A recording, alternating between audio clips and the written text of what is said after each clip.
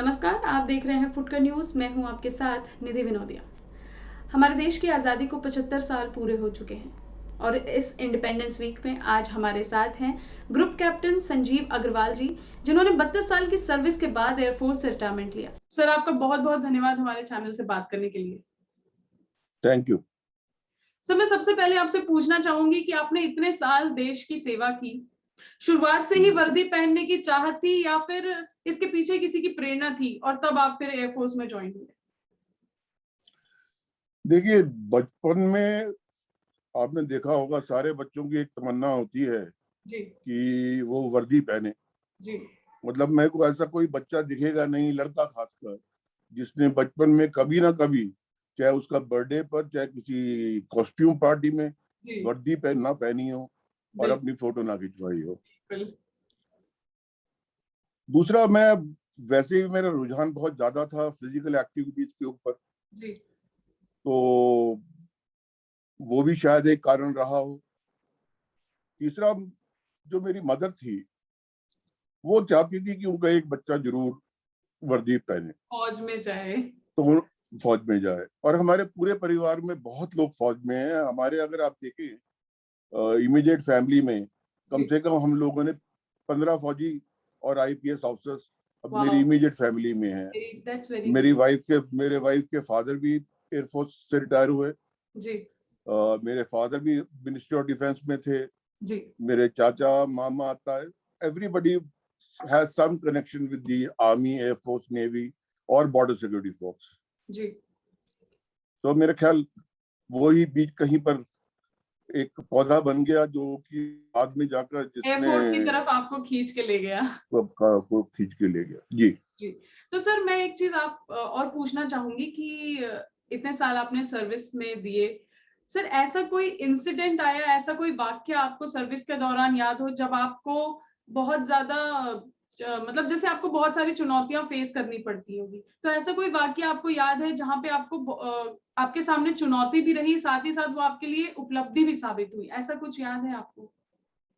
मेरे को याद है वाकया, जब 1984 में प्राइम मिनिस्टर इंदिरा गांधी की डेथ के बाद जी, जी। मैं वेस्टर्न एयर कमांड में दिल्ली में पोस्टेड था। जी। और मैं ड्यूटी ऑफिसर था उसका। तो सारी खबरें मेरे थ्रू ही जा रही थी नीचे तक। पता लगा तो अगले दिन सुबह दिल्ली के अंदर रॉयट्स शुरू हो गए। अब वो रॉयट्स, बिल्कुल लोग सड़कों पे उतर आए जी, और हम लोगों को फोन आने लग गए कि किस तरह बचाओ, किसी तरह बचाओ। जी। तो हम लोगों ने क्या किया, कुछ टीमें बनाई और एक टीम में मैं भी था। वो टीम क्या थी, हमको एक गाड़ी दी गई। एक, उन जमाने में शक्तिमान ट्रक हुआ करते थे बड़े बड़े, जी। उसमें एक वो दे दिया, एक ड्राइवर बिठा दिया। एक मैं था, मेरे को एक बंदूक दे दी, वो पिस्टल दे दी। जी, और एक जेडब्ल्यू साहब को बिठा दिया, जेसीओ को, जी, एक स्टेन कार्बाइन के साथ। 28 कारतूस उसके पास, 8 कारतूस मेरे पास। जी, वाकया है ये तिलक नगर दिल्ली का। जी, हम पहुंचे बचाने के लिए। वहां पर एक फैमिली को घेर रखा था लोगों ने और कह रहे थे कि हम आग लगा देंगे। हम वहां पहुंचे। वहां कम से कम 800 से 1000 आदमी वहां पर हमारे सामने खड़े थे। 800 से 1000 आदमी। हम 2 जने, 3 2। जने जी, वर्दी में। जी, तो पहले तो समझ नहीं आया कि करें क्या। जी, जी, कि बिल्कुल। अगर गोली भी चलाते हैं तो 36 गोलियां तो 1 मिनट में खत्म हो जाएंगी। करेंगे क्या उसका। फिर बड़ी मुश्किल से भीड़ को थोड़ा समझाने की कोशिश करी। मैं शक्तिमान ट्रक के बोनट के ऊपर खड़ा होकर लोगों को समझाना शुरू किया कि भाई, ये फौजी लोग हैं इस घर के अंदर।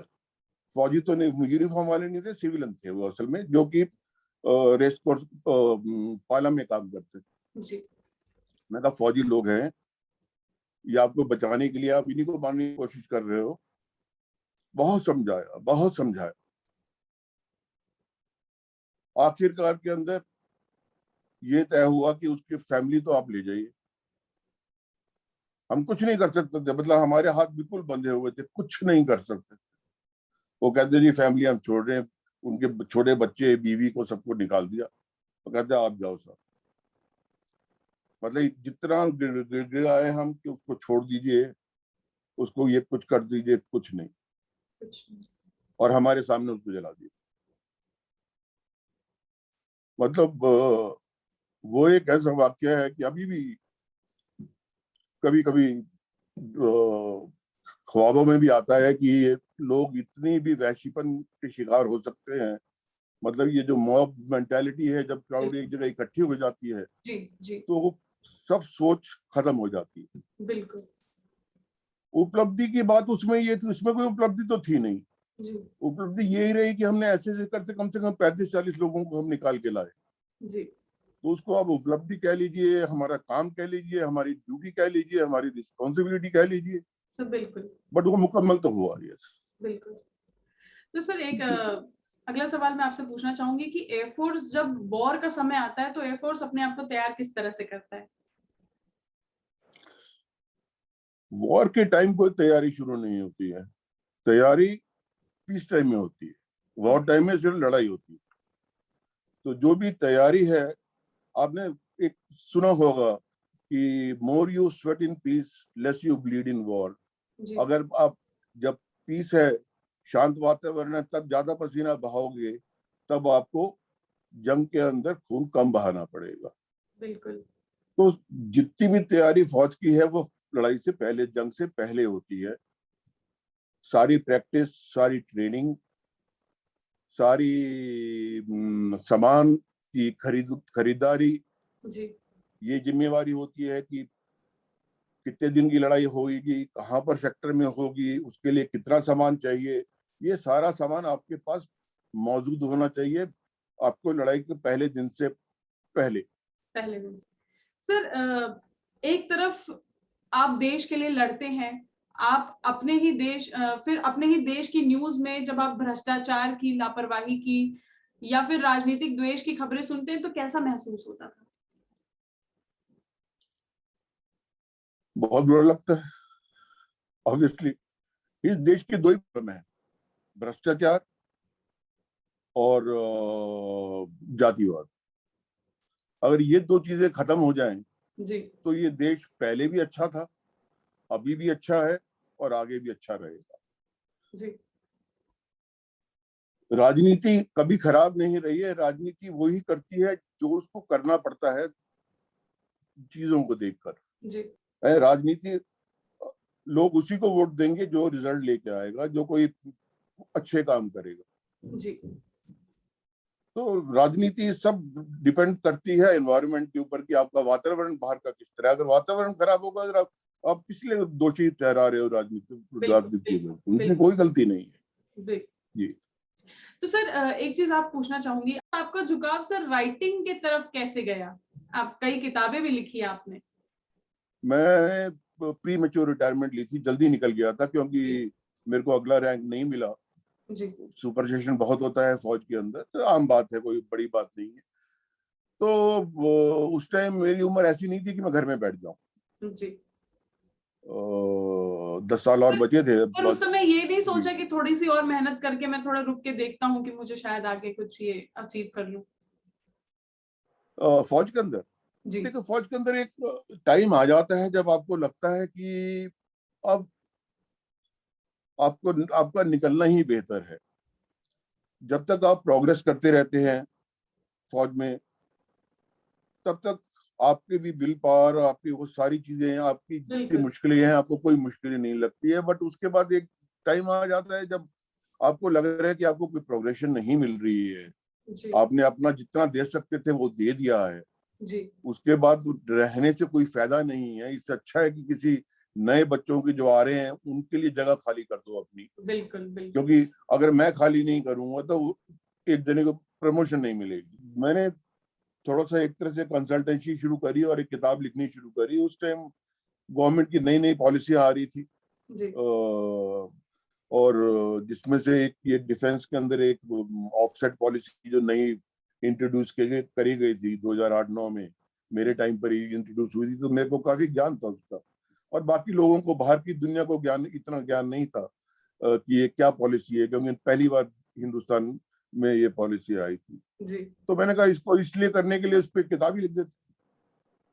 तो उस पर मैंने किताब लिखी। It was a purely professional book, जो जी, कि सिर्फ उन्हीं लोगों के लिए थी जिनका ये काम है, डिफेंस जी, के अंदर खरीद फरोख्त करना या डिफेंस के अंदर डीलिंग्स करना, उन्हीं के लिए एक किताब थी जी, ये। बिल्कुल। दूसरी किताब भी मेरी उसी के बारे में थी। और तीसरा, मैं एक मैगजीन को भी एडिटोरियल एडिटर था मैगजीन का, जो ओह! मैंने 5 साल चलाई। जी, 5 किस साल चलाई। Magazine sir? एक ग्लोबल डिफेंस ऑफसेट रिव्यू, वो भी इसी के बारे में थी। तो क्योंकि यही मेरी कोर कॉम्पिटेंसी थी, तो मैंने उस कोर कॉम्पिटेंसी को छोड़ा नहीं।